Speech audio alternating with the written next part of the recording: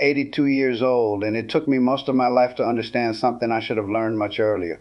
Being needed is not the same as being loved. When you're young, those two things feel identical, especially if people depend on you, especially if your day's a fool and your phone keeps ringing and someone always seems to need a ride, a payment, a solution, a decision. You mistake usefulness for closeness. I did for almost 60 years. Now the house is quiet, not peaceful quiet, just empty quiet. There's a difference. I wake up before sunrise most mornings because old men don't sleep very deeply. My knees ache before my eyes even open. I sit on the edge of the bed for a while and wait for the stiffness in my back to loosen enough so I can stand without holding on to the nightstand. My wife used to sleep beside me. Ellen, she's been gone 4 years now. Even saying that still feels strange because for most of my life she was simply there like the walls or the weather. I thought permanence was something certain back then. I really did. After I make coffee, I usually sit near the kitchen window and look at the backyard. The fence needs repair. I noticed that 6 months ago and still haven't fixed it. Funny how the things that once felt urgent slowly stop mattering when there's nobody left to impress. At my age, you spend a lot of time thinking backward, not because you want to. Your mind just does it on its own. You start noticing patterns you couldn't see while you were busy surviving your life. I wasn't a cruel man. I need to say that clearly because memory can become unfair when you grow old. I worked hard. I stayed loyal. I paid the bills on time. I drove my daughter to school when Ellen was sick. I sat through dance recitals and parent meetings half asleep after 12-hour shifts. From the outside, I looked like a dependable husband and father, and I was dependable. That was the problem. I built my whole identity around being needed. I grew up in a house where usefulness mattered more than affection. My father worked in a steel plant for 38 years. The man barely spoke unless something was broken. If he fixed the sink, that was love. If he came home exhausted every night, that was love too. Nobody said these things out loud. You just absorbed them. My mother thanked him constantly, never for tenderness, never for conversation. She thanked him for sacrifice, for overtime, for paying the mortgage. So I learned early that a man earns his place by carrying weight. And honestly, that belief served me well for a long time. I married Ellen when I was 26. She had a soft voice and this nervous habit of twisting her wedding ring when she was thinking. She laughed easily back then, not loudly, just enough to make a room feel lighter. I remember the first apartment we had, tiny kitchen, carpet that smelled faintly like cigarettes. No matter how much we cleaned, we used milk crates as bookshelves because we couldn't afford furniture yet. Those were probably our happiest years. Not because life was easy, we struggled constantly, but we still looked at each other when we talked. That changes slowly in a marriage. People never mention how gradual it is. There wasn't some dramatic moment where love disappeared. Life simply became logistical. When our son was born, I picked up extra shifts. Then our daughter came 3 years later, and extra shifts became normal shifts. I told myself I was doing the right thing. A father provides. That's what I believed. Ellen never complained much in those years. That's another dangerous thing. Silence can fool you into thinking everything is fine. Sometimes I'd come home late and find her asleep on the couch waiting for me, the television still on, a cold plate of food covered with foil on the table. I'd kiss her forehead, eat quietly, shower, and fall into bed. Then wake up and do it all again. Weeks passed that way, then years. I remember one night very clearly now, though at the time it seemed unimportant. Our daughter was maybe 8 years old. She had a school play, just a small thing. Some winter performance in an overheated cafeteria with folding chairs lined in crooked rows. I told her I'd be there. I meant it when I said it. But that afternoon, my supervisor asked if I could stay late because another man had called in sick. We were behind schedule already. Everyone depended on me. That mattered to me more than I realized. So I called home and told Ellen to record the play on the camcorder. I still remember the silence before she answered. Not angry silence, worse than that, disappointed silence, tired silence.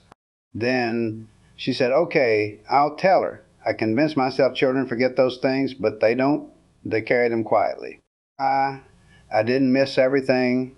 That's what I used to tell myself whenever guilt tried to creep in. I was at birthdays. I showed up for graduations.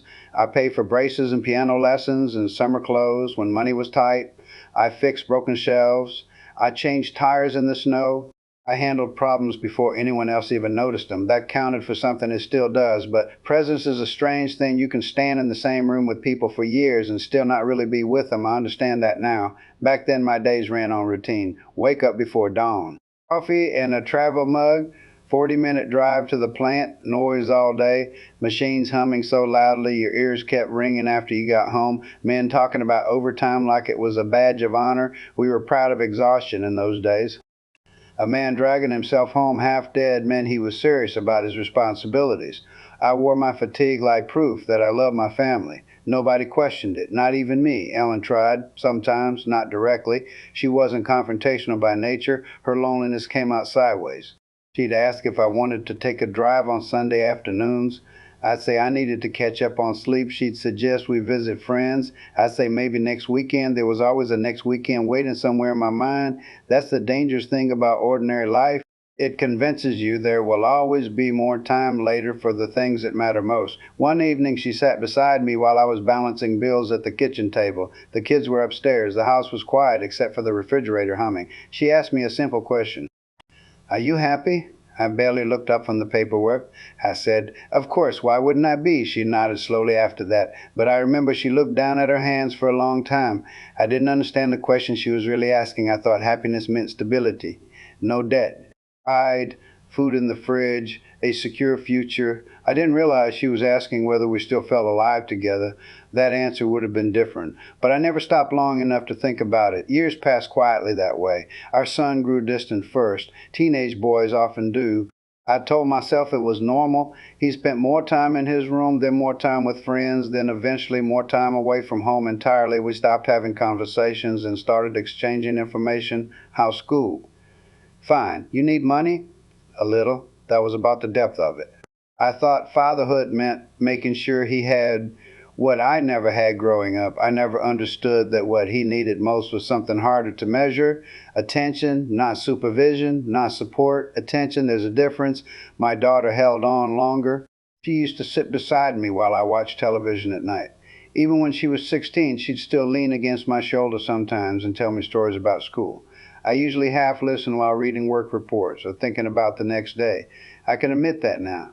One night she stopped in the middle of talking and said, You're not even hearing me, are you? I laughed a little because I thought she was teasing, but she stood up and walked away. I remember hearing her bedroom door close upstairs. Funny what stays with you when you get old, not the promotions.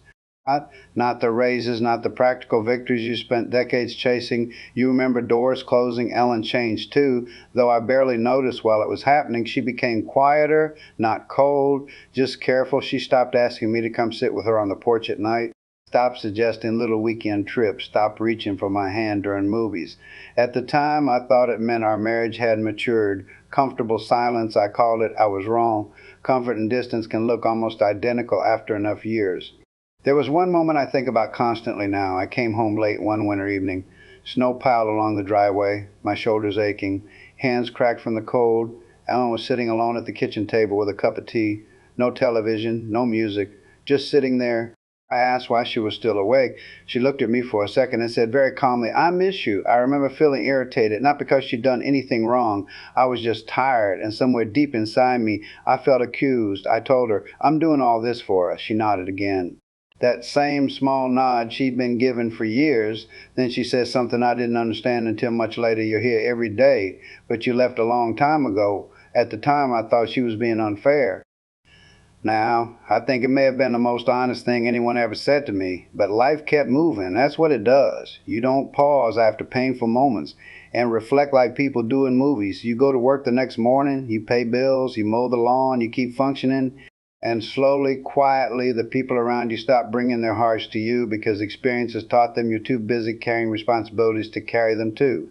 I didn't see the loneliness growing inside my own house, not until it was already permanent.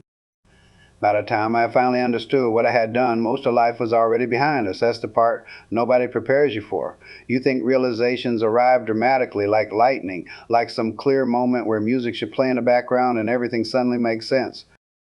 But for me, it happened in a hospital parking lot at 78 years old, sitting alone in my truck with my hand shaking against the steering wheel. Ellen had been sick for almost a year by then. Cancer. Even now, I hate saying the word. It sounds too small for what it takes from people. At first, we treated it like another problem to manage appointments, medications, schedules. I approached her illness the same way I approached everything else in life: organize it, carry it, handle it. I drove her to every treatment, sat beside her during consultations, cooked meals when she became too weak to stand very long. And for a while, I believed I was finally becoming the husband she deserved. But near the end, I began noticing something painful. She appreciated me, but she no longer leaned on me emotionally. There's a difference between gratitude and closeness. I learned that too late. One afternoon after chemo, we sat in silence during the drive home, rain tapping softly against the windshield. She looked smaller by then, fragile in a way that frightened me. Suddenly she asked, "Do you know what I missed most?" I thought she meant traveling, or feeling healthy, or seeing the grandchildren more often. I said, "What?" She kept looking out the window when she answered, "You, not my help, not my support." Me, the version of me that existed before work, became my entire personality. Before responsibility swallowed everything softer underneath it. And the terrible thing was, I barely remembered that man myself. That realization hollowed me out, because she was right. I had spent decades being reliable instead of being close, useful instead of present, necessary instead of loving. People thanked me constantly throughout my life. Coworkers relied on me. My children called when they needed advice or money or help moving furniture. Neighbors respected me. But very few people truly knew me, and even fewer felt known by me. That's a lonely thing to understand at 80 years old. Ellen died on a Thursday morning in early November. The room was quiet except for the oxygen machine. I was holding her hand when it happened. Afterward, I sat beside her for nearly an hour because I couldn't make myself call the nurse. I just kept staring at her face. So many years together, so many ordinary mornings, and rushed evenings, and unfinished conversations. And suddenly there was no more time left to repair any of it.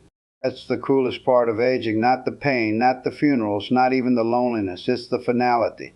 You begin realizing which doors are permanently closed. After the funeral, the house became unbearably still. People visited for a few weeks. My children called more often at first.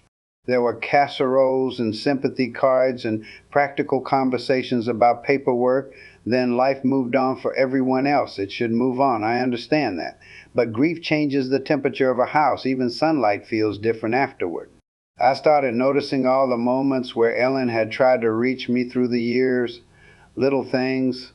The books she used to leave beside my chair because she wanted us to talk about them. The walks she invited me on. The evenings she lingered in doorways hoping I'd stop working long enough to ask how she was feeling. I thought love meant sacrifice, and maybe part of it does, but sacrifice without tenderness becomes a transaction after enough time. You provide, they appreciate you, the machine keeps running. But something human slowly starves underneath it all. My children are kind to me now. They visit when they can, but there are distances that never fully close once they've existed long enough.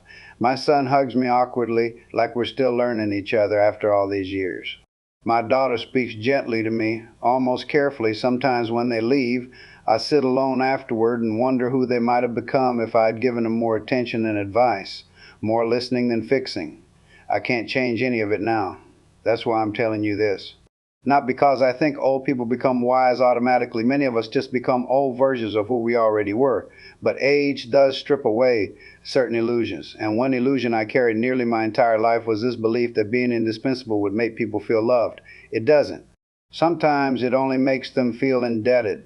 Love is smaller than I thought when I was young, smaller and quieter. It lives in attention, in unhurried conversations, in noticing when someone has stopped laughing as much, in sitting down when you could be rushing somewhere else. I wish I had understood that when Ellen was still sitting at the kitchen table waiting for me to look up. If this story means something to you, maybe just sit with it for a while. That's all. I'm 82 now. My hands shake when I button my shirts. Most of the people I grew up with are gone. The world moves faster every year. And I no longer understand half of it, but I do understand this. A person can spend an entire lifetime being needed by everyone around them and still leave behind very little feeling of closeness. I know, because that's the life I built.